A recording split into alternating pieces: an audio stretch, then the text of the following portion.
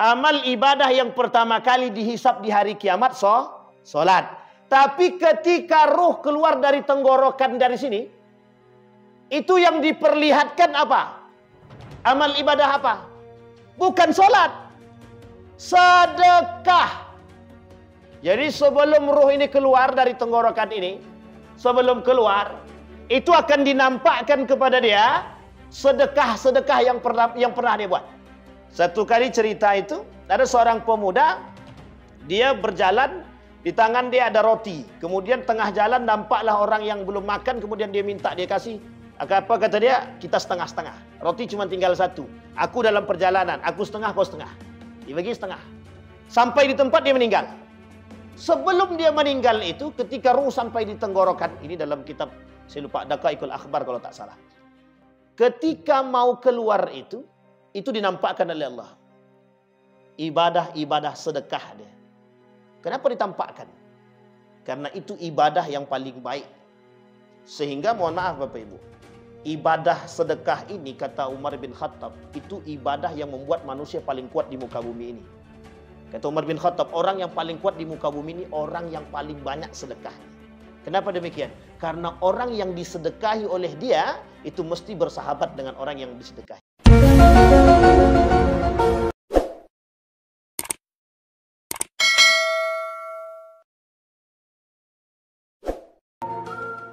Assalamualaikum warahmatullahi wabarakatuh. Alhamdulillahi rabbil alamin. Alhamdulillahilladzi arsala rasulahu bil huda wa dinil haq liyudhhirahu 'alad dini kullih wa kafa billahi shahida. Ashhadu an la ilaha illallah wahdahu la syarika lah wa ashhadu anna Muhammadan 'abduhu wa rasuluhu la nabiyya ba'd. Allahumma salli wa sallim wa barik ala hadzal nabiyil karim. Allahumma salli ala Muhammad wa ala ali Muhammad fil alamin innaka Hamidum Majid. Ya ayyuhalladzina amanu taqullaha wa qulu qawlan sadida yuslih lakum a'malakum wa yaghfir lakum dhunubakum wa may yuti'illaha wa rasulahu faqad faza fawzan 'azima. Wa qala Allah ta'ala ya ayyuhalladzina amanu la tulhikum amwalukum wala auladukum an dzikrillah wa may yaf'al dzalika fa ulaika humul khasirun. Shadaqallah.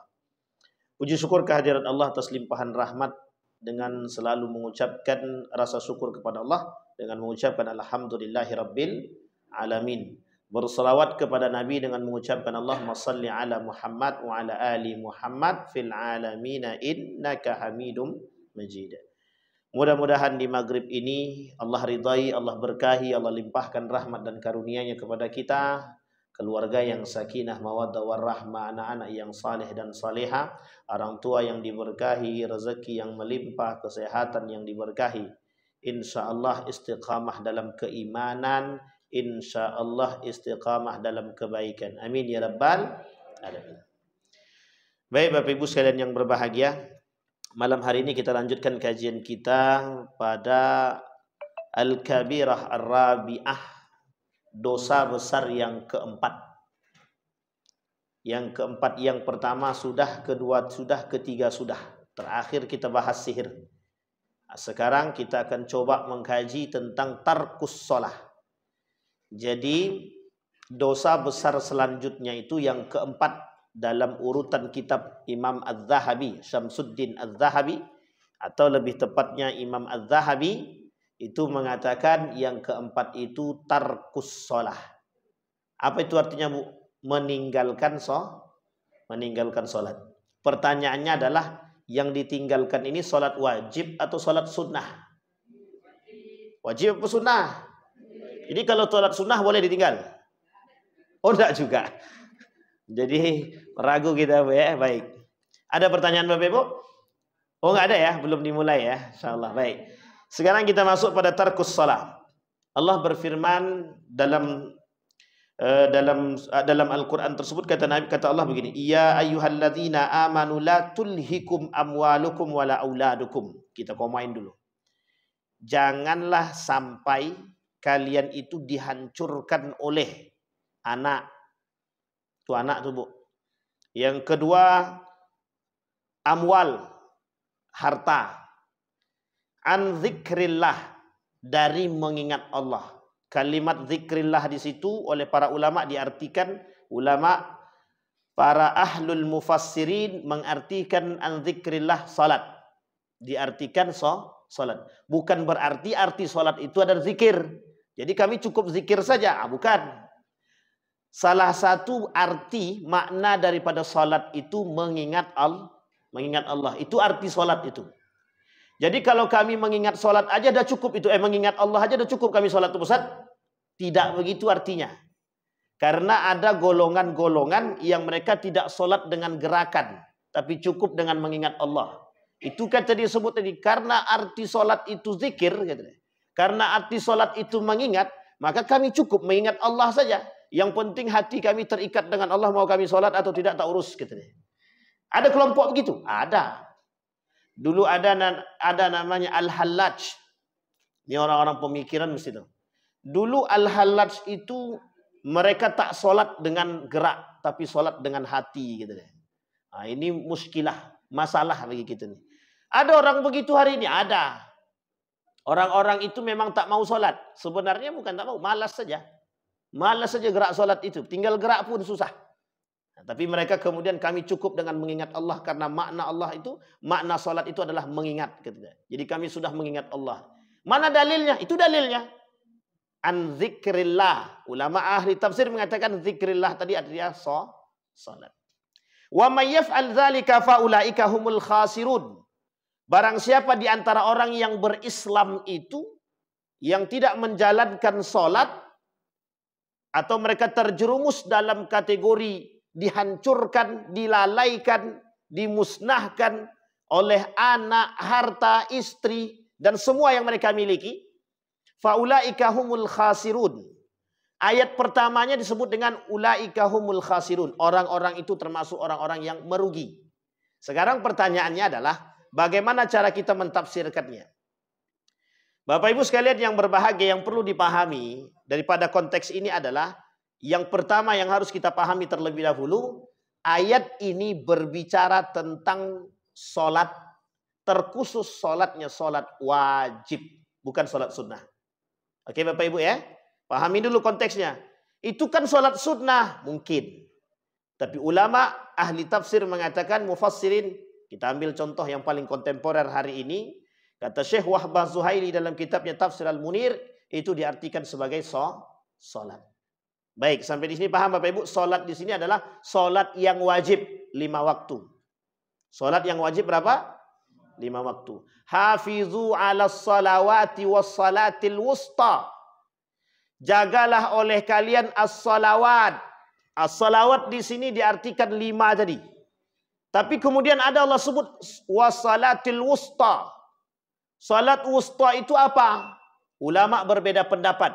Tapi jumhur ulama, termasuk ahli mufassirin Ibnu Katsir, Jalaluddin As-Suyuti, Al-Maraghi, Buya Hamka dalam tafsir Al-Azhar, mengatakan kalimat tersebut lebih tepatnya salat wajib di asar.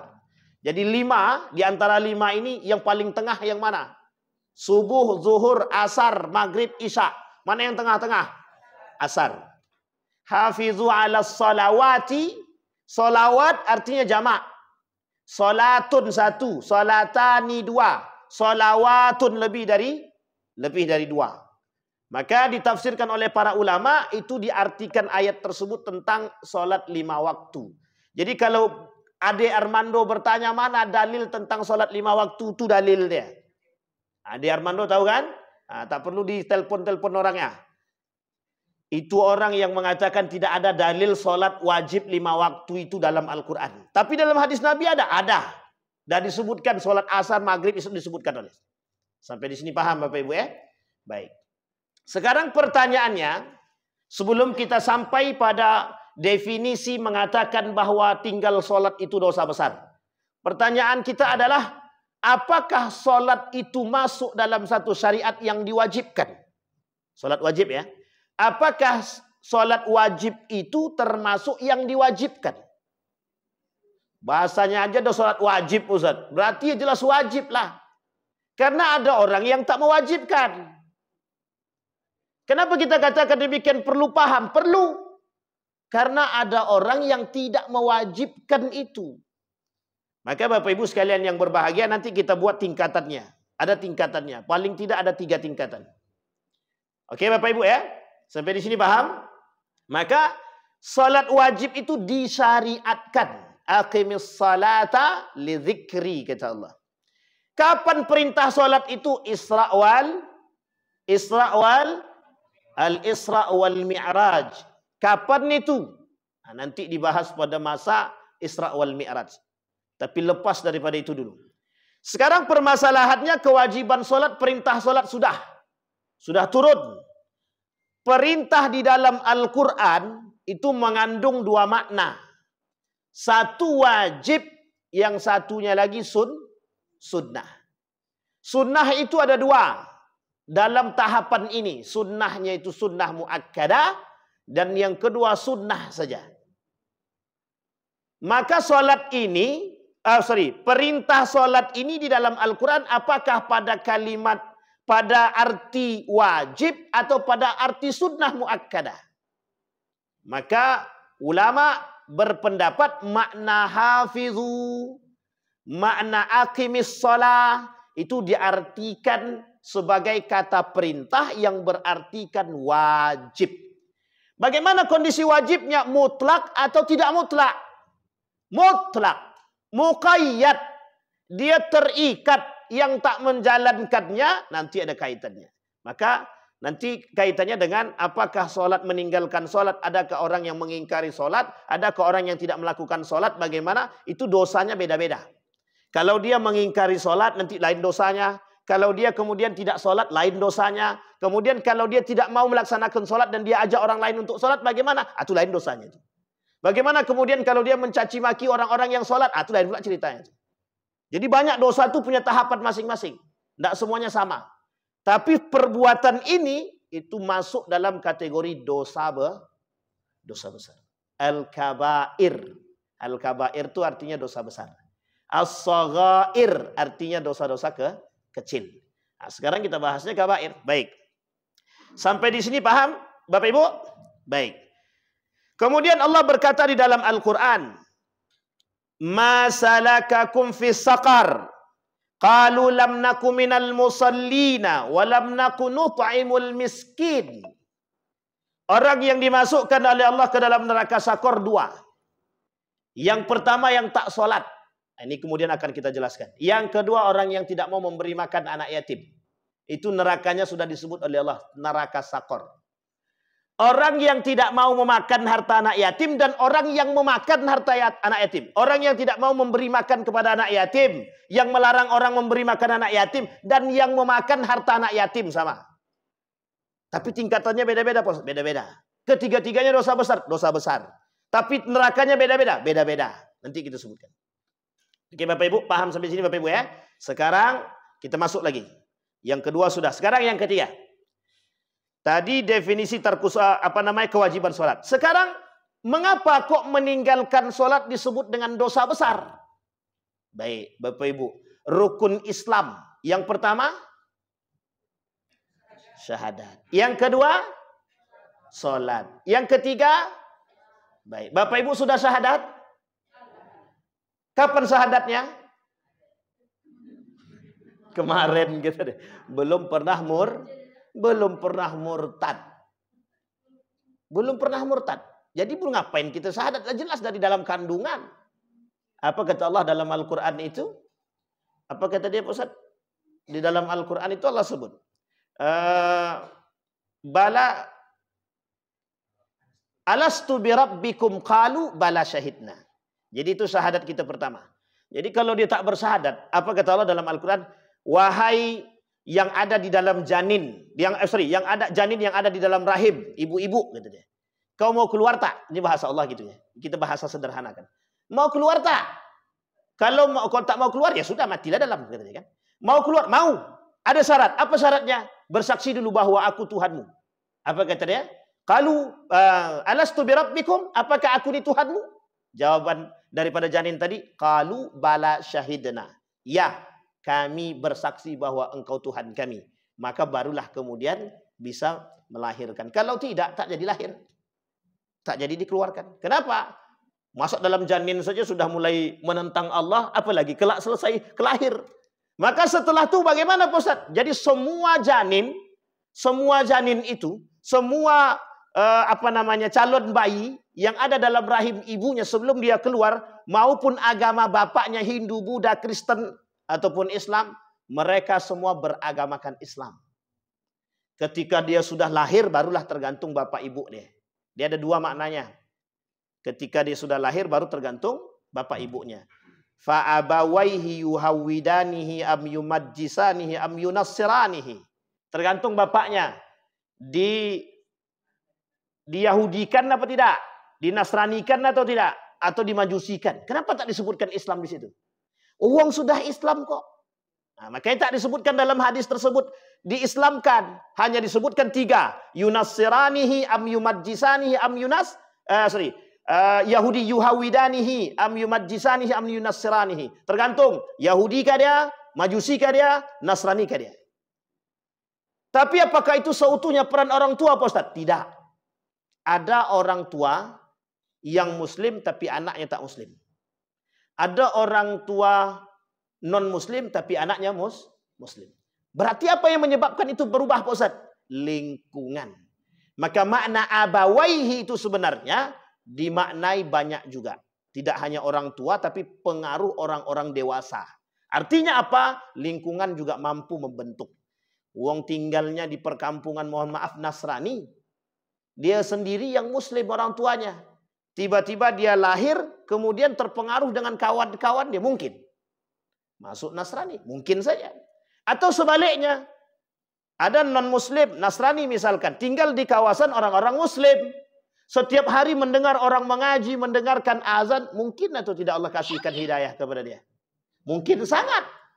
Bisakah dia masuk Islam? Bisa sangat. Orang yang sering-sering mendengarkan qiraatul Quran, lantunan ayat suci Al-Quran, lama-lama hati dia beku. Lama-lama hati dia lembut. Yang tadinya keras bisa lembut.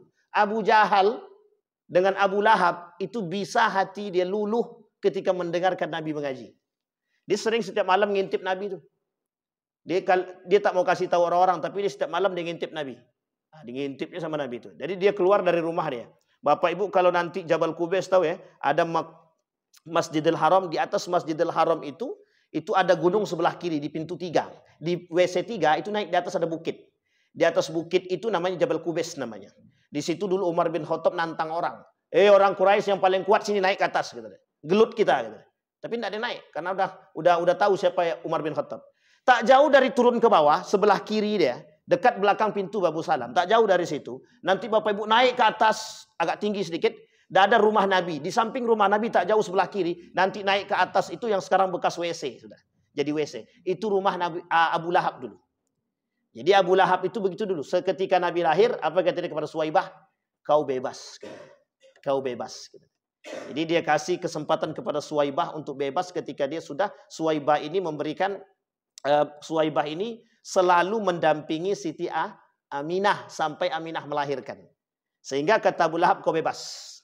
Nah, Suwaibah itu adalah wanita pertama yang menyusui baginda Nabi Muhammad SAW setelah ibunda tercinta. Selama ini dalam sejarah siapa yang menyusui baginda Nabi?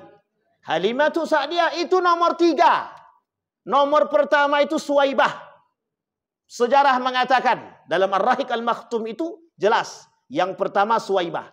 Yang kedua siapa? Bukan Halimah, Ummu Aiman. Budak daripada Aminah. Nah, jadi singkat cerita begitu. Di atas itulah Bapak Ibu Abu Lahab itu. Abu Lahab sering datang ke rumah Nabi untuk mendengarkan Nabi ngaji. Sering. Ketika dengar Nabi ngaji, hati dia senang. Karena sebenarnya dia percaya.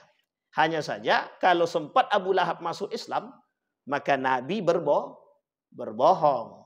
Tapi Allah sudah skenario Allah. Makanya kalimat tabbat siyada abi lahabi wa tabb.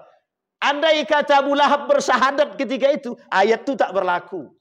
Ayat itu tak berlaku. Sampai di sini paham Bapak Ibu ya, ini sejarah. Nah, sering mendengarkan itu. Nah, kembali, masalakakum fi sakar qalu lam nakum minal musallin. Kenapa Salat ini menjadi sebuah kewajiban. Dan mengapa dia masuk dalam kategori dosa besar? Karena di dalam salat ini, boleh buka dalam kitab Asrarus Salah, karangan Imam Al-Ghazali atau karangan Abdurrahman Siddiq Al-Banjari. Ada ulama besar Indonesia namanya Abdurrahman Siddiq Al-Banjari.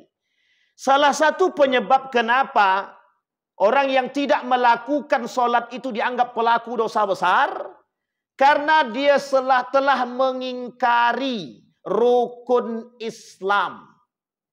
Sampai di sini paham Bapak Ibu? Rukun Islam. Salat masuk rukun apa tidak? Ya, salat masuk rukun atau tidak? Masuk rukun apa dia? Rukun Islam. Sekarang pertanyaannya, rukun Islam itu apa? Rukun itu di dalam syahadat itu apa? Di dalam Islam itu rukun itu apa? Pondasi yang tinggi, pondasi yang kuat. Kalau orang tak punya pondasi, hancur apa tak hancur? Tapi kan masuk Islam itu cuma syahadat aja Pak Ustadz. Betul. Tapi kan masih ada yang lain.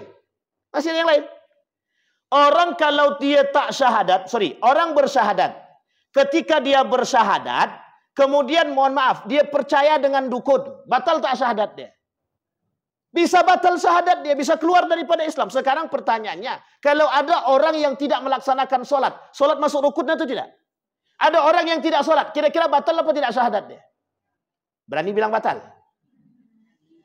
Harus berani. Harus berani. Salah satu penyebab rusaknya iman seseorang, nawaqidul iman, pembatal iman itu adalah meninggalkan sholat. Dan salah satu termasuk yang membatalkan keislaman seseorang, sholat juga, meninggalkan sholat. Bisa membatalkan? Bisa. Bisa membatalkan Islam? Bisa. Bisa membatalkan syahadat? Bisa. Kalau mereka mengingkari sholat. Kalau mengingkari sholat, tak ada guna syahadat dia. Itu apapun yang dia buat tak bernilai di hadapan Allah sampai dia bertaubat.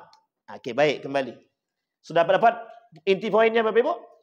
Kenapa Allah mengancam orang-orang yang meninggalkan sholat itu masuk dalam kategori pelaku dosa besar, dan ancamannya banyak. Tidak dilihat oleh Allah, tidak diajak berbicara, kemudian tidak disucikan, bagi mereka azab sangat pedih, kemudian Allah melaknat dia. Nah, azab yang sangat pedih itu apa? Dimasukkan ke dalam neraka sakar. Itu kalau yang meninggalkan sholat. Ingat Bu ya, meninggalkan sholat. Kalau dia mengingkari sholat, bukan meninggalkan, mengingkari sholat. Seperti Adi Armando itu mengingkari sholat. Bukan tidak melakukan sholat, sudah tidak melakukan sholat dan dia mengingkari sholat lagi. Nah, sampai di sini paham Bapak Ibu ya? Itu orang seperti itu masuk dalam kategori munafik. Dia tak dalam neraka sakor, tapi dia masuk dalam neraka jahanam karena dia munafik. Perlu saya sebutkan karakteristik orang-orang munafik? 30 ciri orang munafik, kata Dr. Ed Al-Qarni. Mau kita sebutkan? Nanti Bu, tenang. 30 itu banyak, itu tak sedikit. Sempat disebut semua, berpikir saya yakin. Kami dah bahas ini 30 tanda munafik ini di Masjid Al-Irham, tak jauh dari sini. Itu sampai sekarang belum selesai, itu baru sampai nomor 15 itu 30. Entah berapa lama lagi itu mau habis itu Bapak Ibu. 30 Bapak Ibu. Itu baru satu. Kalau dalam kitab yang lain, dalam surat At-Taubah, An-Nifaq wal Munafiquna fi Dawi surat At-Taubah, dalam surat Taubah itu banyak lagi karakter-karakter orang munafik. Salah satu ciri orang munafik itu yang saya sebutkan di sini aja. Itu salah satunya orang yang main-main dalam sholat. Bukan meninggalkan sholat, bukan mengingkari sholat, tapi disebutkan main-main dalam sholat. Wa idza qamu ila sholati qamu kusala. Salah satu tanda orang munafik. Orang yang sholat dia main-main. Allahu Akbar. Tapi mata dia entah kemana. Yang ditengok dia nak gadis orang. Atau lain daripada itu, main-main kepalanya. Tak diganggunya orang. Dah tua. Tapi mohon maaf, dia sholat dia tak serius. Orang munafik memang begitu sholatnya. Orang munafik itu satu, malas. Yang kedua tak mau sholat. Yang ketiga suka ganggu orang. Yang keempat diajak orang lain untuk tidak sholat. Nah, itu ciri-ciri orang munafik. Ada lagi, ada. Kemudian diajaknya orang untuk mencaci maki orang-orang yang sholat. Nah, itu tengok imamnya itu. Imam tu aja, imam panjang kali ayatnya. Pokoknya semua mana bagus dia itu dah sok pura-pura. Pokoknya dia itu riak tuh imam tuh. Nah, itu mencelah tuh. Yang kayak gitu munafik apa tidak? Munafik apa tidak? Masuk dalam kategori nifak, penyakit dalam hati dia. Punya penyakit nifak. Hati-hati Bapak Ibu, berat itu. Nah, maka kapan waktu kita bahas itu. InsyaAllah kalau panjang umur kita bahas. Sampai di sini paham Bapak Ibu? Baik. Sekarang pertanyaannya adalah, tadi sudah kita bahas, apa yang menyebabkan, mengapa Allah mengatakan, mengapa Imam Az-Zahabi mengatakan bahwa salat ini masuk dalam neraka, masuk dalam kategori dosa besar. Karena satu, mereka sudah mengingkari rukun Islam. Yang kedua, mereka sudah tidak taat kepada Allah. Orang yang tak taat kepada Allah itu masuk dalam kategori dosa besar. Dia tak taat. Yang ketiga, dia berkhianat kepada Allah. Dia berkhianat kepada Allah. Orang yang berkhianat kepada Allah kira-kira dosa besar apa tidak? Sedangkan berkhianat kepada manusia saja dosa besar, apalagi berkhianat kepada Allah. Dan yang keempat, kata Syekh Abdurrahman Siddiq Al-Banjari itu dalam kitab Asrarus Salah tadi, kenapa solat itu menjadi, kalau ditinggalkan menjadi masuk dalam kategori dosa besar? Karena di dalam solat itu penghambaan diri yang paling tinggi. Makanya Bapak Ibu sekalian yang berbahagia, solat itu mampu merubah karakter orang. Jadi dia solat Pak Ustaz, tapi tangannya mencuri, berarti solatnya tidak benar. Dia solat Pak Ustaz, rajin di solat, duha oke, tahajud jalan. Solat 5 waktu dia masjid, tapi dia masih korupsi Pak Ustaz. Itu berarti solatnya belum sempurna. Begitu, iya. Kalau benar solatnya tidak mungkin bermaksiat. Kalau betul solat seseorang, itu tidak mungkin bermaksiat, tidak mungkin. Kalau benar solat seseorang, dia tidak mungkin mencela orang. Kalau benar solat seseorang itu, dia tidak mungkin melakukan keburukan, penganiayaan, korupsi, mencuri, dan lain sebagainya. Itu tidak mungkin. Apalagi tidak melakukan keadilan. Itu tidak mungkin. Berarti solat dia tidak mampu mempengaruhi diri dia. Inna salata tanha anil fahsyai wal munkar. Orang yang sholat, yang benar sholatnya, itu mampu menjaga lisan dia. Tidak melakukan perkataan kotor, tidak melakukan perkataan keji, tak mencaci, tak memaki, tak menggibah. Sekarang kalau masih ada mak-mak yang menggibah, berarti ngapain dia sholat? Kira-kira ibu-ibu masih gibah enggak? Enggak tahu Ustaz. Itu menjadi masalah kita sekarang nih. Masih sering gibah, Bu? Sekarang enggak, ya enggak sekarang. Dalam masjid, di luar masjid kita tak tahu gitu. Tapi insya Allah ibu-ibu masjid silaturahim ini insya Allah baik-baik semua. Di dalam ya, di luar baik juga insya Allah. Amin. Maka kata mereka, itu yang pertama fahsya, yang kedua mungkar. Mesti mereka tidak akan melakukan kemungkaran. Tapi ada kok orang sholat tapi kemudian dia minum khamar. Ada orang sholat kemudian main riba. Ada yang sholat? Ada? Main riba dia? Main. Nah, ini penting ini Bapak Ibu. Dia sholat jalan, riba juga jalan. Kalau bahasa lainnya, ngambil pahala oke, kemudian maksiat oke. Sekarang kira-kira mau dimasukkan kemana itu? Mau neraka apa surga itu? Surga oke, neraka oke. Pilih mana dia? Abu-abu. Tidak mungkin bagi orang yang sholat, yang benar sholatnya, mereka akan melakukan riba. Bermain dengan riba. Itu tidak mungkin. Sampai di sini paham Ibu-ibu? Bapak Ibu paham ya? Jadi ini kondisi. Nah ini karakter dia. Kenapa? Disitulah alasannya Bapak Ibu. Kalimat yang tertera di dalam hadis Nabi. Awwalu yuhasab. Awwalu ma yuhasabu yaumal qiyamah as-salat. Yang pertama kali dihisab hari kiamat itu apa? Salat. Amal ibadah yang pertama kali dihisab di hari kiamat salat. Tapi ketika ruh keluar dari tenggorokan dari sini, itu yang diperlihatkan apa? Amal ibadah apa? Bukan sholat. Sedekah. Jadi sebelum ruh ini keluar dari tenggorokan ini, sebelum keluar, itu akan dinampakkan kepada dia sedekah-sedekah yang pernah dia buat. Satu kali cerita itu, ada seorang pemuda, dia berjalan, di tangan dia ada roti. Kemudian tengah jalan nampaklah orang yang belum makan, kemudian dia minta, dia kasih Apa kata dia? Kita setengah-setengah. Roti cuma tinggal satu. Aku dalam perjalanan, aku setengah, kau setengah. Dibagi setengah. Sampai di tempat dia meninggal. Sebelum dia meninggal itu, ketika ruh sampai di tenggorokan, ini dalam kitab, saya lupa, Daqaiqul Akhbar kalau tak salah. Ketika mau keluar itu dinampakkan oleh Allah. Ibadah sedekah dia. Kenapa ditampakkan? Karena itu ibadah yang paling baik. Sehingga mohon maaf Bapak Ibu, ibadah sedekah ini kata Umar bin Khattab, itu ibadah yang membuat manusia paling kuat di muka bumi ini. Kata Umar bin Khattab, orang yang paling kuat di muka bumi ini orang yang paling banyak sedekahnya. Kenapa demikian? Karena orang yang disedekahi oleh dia itu mesti bersahabat dengan orang yang disedekahi. Sekarang saya tanya Bapak Ibu, ketika Bapak Ibu dikasih duit oleh orang, Bapak Ibu mau tidak mencelakai orang itu? Tidak mungkin kan? Itu makanya kata Umar bin Khattab, banyak kali orang yang rajin sedekah banyak kawan. Orang yang rajin memberi itu banyak kawan. Singkat cerita diperlihatkan, ternyata apa tadi? Mayat tadi itu menyesal. Kenapa kok cuman aku kasih setengah?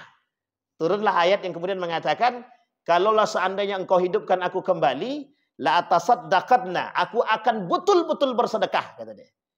Itu dia kenapa alasannya Nabi mengatakan dalam hadisnya itu bersedekahlah dengan yang terbaik, itu alasannya. Maka Bapak Ibu sekalian yang berbahagia, kalau memang kita hendak bersedekah, niatkan dalam hati mudah-mudahan apa yang kita sedekahkan itu yang terbaik bagi kita. Jangan pilih-pilih lah. Jangan pilih-pilih. Maka Bapak Ibu sekalian yang berbahagia, saya sebenarnya ingin menyampaikan ini tapi agak sedikit keluar dari konteks kita. Orang yang bersedekah itu adalah orang yang sudah punya perhatian terhadap sesama. Artinya Bapak Ibu, orang yang sudah punya perhatian terhadap sesama, dia sedang melakukan kebaikan dunia dan akhirat. Sehingga Bapak Ibu, orang-orang seperti itu nanti kelak menjadi saksi terhadap Bapak Ibu semua. Ya Allah, ibu itu yang selama ini memberikan makanku. Nanti kelak begitu dia. Apa kata ibu tadi? Ya Allah, beliau itu sering rajin ngasih aku makan. Maka tak layak kalau engkau taruh dia di dalam neraka. Aku bersaksi bahwa dia orang baik.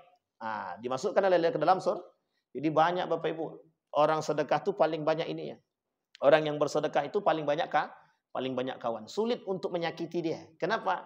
Karena orang yang disedekahi tak mungkin menyakiti. Kata Ustaz Luqmanul Hakim itu begini. Kalau ada orang yang menyakiti Anda, menyakiti hati Anda, datang ke rumah dia bawa makanan. Kalau sekarang mau bawa makanan atau bawa parang? Ada orang menyakiti kita, kira-kira Bapak Ibu datang ke rumah dia bawa parang atau bawa makanan? Jangankan parang, cangkul pun kan bawa Ustaz. Tapi ternyata Bapak Ibu, itu betul. Kita sudah praktekkan itu Bapak Ibu. Ada orang tak suka dengan kita. Kerjanya mencaci maki kita aja. Disakitinya hati kita. Satu ketika kami datang ke rumah itu kita bawa lah. Pokoknya kita bawa sesuatu lah untuk dia kita. Sampai sekarang alhamdulillah jadi baik. Yang tadinya mencaci maki, selalu mencari kejelekan kita, sekarang enggak. Selalu disebutkan kebaikan kita di hadapan orang, dia selalu sebutkan. Artinya apa? Ternyata sedekah itu mampu membuat orang yang tadinya tak baik jadi baik. Biidznillah, dengan izin Allah. Kembali masalah tadi Bapak Ibu. Nah, kembali kepada masalah tadi, orang-orang yang sholat itu mesti tidak akan mungkin melakukan kemungkaran. Maka Bapak Ibu sekalian yang berbahagia, orang-orang yang sengaja meninggalkan sholat, sekarang kategorinya dosa besar dalam sholat, meninggalkan sholat tadi yang seperti apa? Yang pertama Bapak Ibu kategori tingkatannya, ada orang yang mengingkari sholat. Apa maksudnya mengingkari sholat? Sholat itu rukun. Sholat itu wajib. Ada orang yang tidak merasa, tidak yakin bahwa sholat ini wajib. Bahkan tidak ada dalil yang mengatakan sholat ini wajib. Orang seperti ini terjerumus dalam satu penyakit namanya nifak. Apa namanya? Penyakitnya nifak. Pelakunya munafik. Sampai di sini paham Bapak Ibu? Nah, orang seperti ini itu mereka sudah rusak akidahnya dan rusak syahadatnya. Kalau rusak syahadatnya apa konsekuensinya? Habitat amaluhum. Allah tidak mau terima amal ibadah mereka, dan amal ibadah mereka semuanya selama mereka hidup, ketika mereka mengingkari kewajiban sholat, mereka mengingkari kewajiban yang rukun Islam, maka semua amal ibadah mereka yang pernah mereka perbuat, mereka batal, tidak diterima oleh Allah. Bapak Ibu sudah berumur berapa tahun? Ada yang 70? Ada. Sekarang pertanyaannya, coba bayangkan umur 70 tahun. Tiba-tiba dia mengingkari, mohon maaf. Dia ingkari bahwa nikmat itu datang dari Allah. Dia mengingkari. Mana mungkin nikmat itu datang dari Allah? Nikmat itu dari usaha kita. Kira-kira mengingkari apa tidak? Pertanyaannya adalah rusak enggak akidah dia? Rusak. Allah itu Razak, pemberi rezeki. Ulah kita pahami bahwa Allah itu tidak pemberi rezeki. Kira-kira rusak apa tidak? Rusak 70 tahun umurnya, beribadah selama 60 tahun. Anggaplah dewasa dia umur 13. Mulai balik misalkan, mulai terhitung 13 tahun atau 15 tahun lah. Berarti berapa lama? 60 70 dikurangi 15 jadi 55 tahun. 55 tahun dia beribadah sia-sia di hadapan Allah. Habitat a'malahum. Dihapus oleh Allah, dibakar sama Allah. Habis. Tak tersisa apa? Tidak. Seperti debu di atas batu ketika angin bertiup, fuah kata angin, hilang debu tadi. Artinya apa? Tak bersisa amal ibadah kita. Itu yang pertama, orang munafik yang mengingkari kewajiban salat. Yang kedua, ada orang yang tidak mau salat. Ini yang disebut dengan fasik. Apa yang kedua? Fasik. Dia tahu kewajiban salat tapi dia tak salat. Fasik. Orang kedua inilah yang kemudian yang dimasukkan oleh Allah ke dalam neraka sakar. Neraka apa? Fasik dia. Dia tahu kewajiban salat tapi dia tak jalankan salat tadi. Fasik dia. Sekarang pertanyaannya adalah, adakah orang yang sengaja meninggalkan sholat? Oke, sekarang kita urut. Ini kita urut dulu. Kita sampai pada nomor yang kedua ya, tingkatan orang yang meninggalkan sholat yang kedua. Yang pertama tadi mengingkari sholat, yang kedua meninggalkan sholat atau fasik. Nah, dalam meninggalkan sholat ini ada tingkatan lagi. Apakah dia sengaja meninggalkan sholat? Atau tidak sengaja meninggalkan sholat? Atau memang dalam keadaan darurat dia meninggalkan sholat? Baik, kita masuk yang pertama. Yang pertama ada orang yang sengaja meninggalkan sholat. Orang yang sengaja meninggalkan sholat, dialah yang disebut oleh Al-Quran. Yang mereka terjerumus dalam neraka sakar, yang Allah masukkan mereka ke dalam neraka sakar. Bersama orang-orang yang tidak mau memberi makan anak yatim yang kesusahan. Dimasukkan ke dalam neraka sakar. Itu dia Bapak Ibu. Ancamannya apa? Neraka. Nerakanya apa? Neraka sakar. Siapa mereka yang sengaja bila uzrin meninggalkan sholat? Bapak Ibu sekalian yang berbahagia, saya ingin katakan saking pentingnya sholat tadi. Bapak Ibu dalam pesawat, dalam 4 mazhab itu cuma satu yang membolehkan bertayamum. Imam Abu Hanifah. Yang lainnya tak boleh bertayamum dalam pesawat. Yang lain tak boleh. Artinya apa? Saking pentingnya sholat tadi Bapak Ibu tidak wudhu, Bapak Ibu tidak bertayamum dalam pesawat kesusahan. Sementara Bapak Ibu harus sholat. Maka diperbolehkan oleh para ulama sholat lihurmatil wakti. Hanya sholat untuk menghormati waktu. Saking tidak bolehnya meninggalkan sholat. Tetap sholat. Meskipun tidak berwudu, meskipun tidak bertayamum. Apa maksudnya? Sholat lihurmatil wakti. Sholat hanya untuk menghargai waktu. Menghormati waktu. Itu yang pertama. Bayangkan, saking pentingnya sholat. Yang kedua, saking pentingnya sholat itu, tidak ada sama sekali, apa maksudnya? Tidak ada sama sekali keringanan bagi orang yang meninggalkan sholat. Sakit dia sholat. Misal, sakratul maut dia. Bukan sakratul maut, anggaplah sakit dia tak bisa duduk, tak bisa berdiri, tak bisa segala macam. Cuma bisa baring. Nah, maka apa yang harus dia lakukan? Cukup dia sholat dalam keadaan saking pentingnya sholat. Saking pentingnya salat. Sampai di sini paham Bapak Ibu? Artinya apa? Begitulah cara Allah ingin memberikan kepada mereka bagaimana caranya harus taat dan wajib melaksanakan salat. Allah tekankan di situ. Jangan sampai tinggalkan salat. Ternyata dampaknya adalah orang yang meninggalkan salat itu adalah orang yang telah merusak diri dia pribadi. Jadi Bapak Ibu sekalian yang berbahagia, kalau pengen tahu karakter orang yang baik, tengok salat dia. Dan itu sudah diuji Bapak Ibu. Seorang pakar psikologi itu menguji orang yang taat beribadah. Terkhusus pada aspek sholat. Apa kata dia? Dalam aspek psikologi. Ternyata orang yang sholat itu lebih baik karakter dan akhlaknya ketimbang orang yang tak sholat. Coba bayangkan. Itu secara ilmiah. Yang dulu belum pernah didapatkan, sekarang ditemukan. Ternyata karakter sholat yang benar itu mampu merubah karakter orang yang tadinya tak baik bisa jadi baik. Berarti betul apa tidak perkataan Allah dalam Al-Quran? Inna salata tanha anil fahsyai wal munkar. Betul apa tidak? Betul sangat. Terakhir sebelum kita tutup Bapak Ibu. Jadi tingkatannya tadi apa? Yang pertama orang yang sengaja meninggalkan salat. Kita baru masuk pada aspek itu. Sekarang yang kedua, nanti yang lain kita sambung di pertemuan yang akan datang. Yang kedua itu ada orang yang tidak sengaja meninggalkan salat. Atau bahasa lainnya ada namanya rufi al-qalam. Orang-orang yang mohon maaf, mereka tertidurlah, alarm sudah hidup, tapi mereka masih tidur, tidak bangun, itu mati apa tidak tuh? Tengok dulu, jangan-jangan mati. Kan begitu. Alarm di dekat telinga, tapi tak juga bangun. Diinjak juga sudah tak bangun juga. Dipukul tak bangun juga. Ditikam tak juga bangun. Itu mati dari situ. Tapi ada orang yang di dekat telinganya disiram dengan air tak bangun. Ada Bapak Ibu. Bapak Ibu kalau ke pondok dapat tuh. Kalau ke pondok dapat tuh. Disiram pakai air dia masih tidur. Dipukul juga masih tidur. Dia kasih alarm di telinga masih tidur. Itu masih ada. Itu namanya tidur mati namanya. Tapi kemudian terbangun dia. Orang seperti ini itu sebenarnya orang-orang seperti ini itu mereka ma'fu anhu. Salah tapi tak berdosa. Kalau mereka langsung salat. Kapan waktu kita bahas itu. Bapak Ibu sekalian yang berbahagia, maka kita baru sampai pada tingkatan pertama orang yang sengaja meninggalkan salat. Kemudian nanti insya Allah akan kita ulang sedikit orang-orang yang mohon maaf tidak sengaja meninggalkan salat atau memang meninggalkan salat karena ada aspek darurat atau dan lain sebagainya. Ada pertanyaan Bapak Ibu? Tidak ada. Alhamdulillah. Ada pertanyaan Bapak Ibu?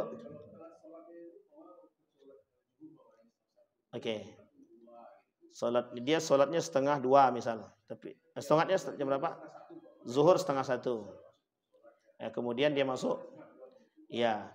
Baik. Orang seperti itu tergantung pada apa amal ibadahnya, Pak. Bukan amal ibadahnya. Tergantung pada apa yang dia perbuat. Jadi gini, kita tidak bisa langsung mengecam orang itu lalai salatnya, belum tentu.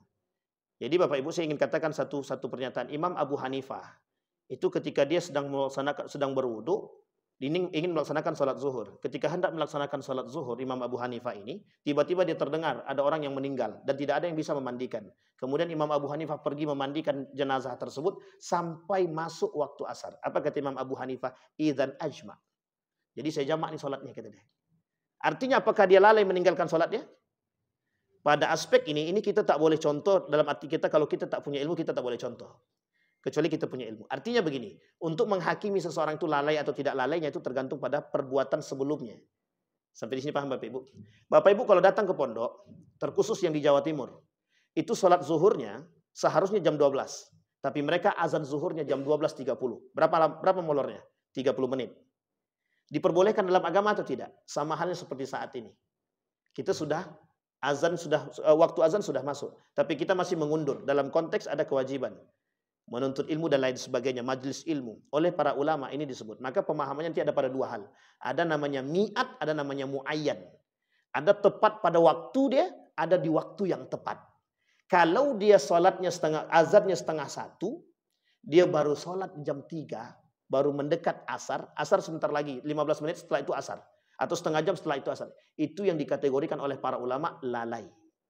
Sampai di sini paham Bapak Ibu ya? Baik. Nah, nanti ada kaitannya insya Allah kita bahas di pertemuan yang akan datang Pak. Mudah-mudahan saya ingat. Orang-orang yang telat, untuk tolong diingatkan Bang Ardi ya. Kalau saya lupa nanti. Bang Mukhlis Jiddin insya Allah. Saya kira itu saja Bapak Ibu. Mudah-mudahan ada manfaat bagi kita. Mudah-mudahan ada berkahnya bagi kita. Mudah-mudahan kita istiqamah dalam menjaga salat kita. Amin ya Rabbal alamin. Fa'tabiru ya ulil absar la'allakum tuflihun. Assalamualaikum warahmatullahi wabarakatuh.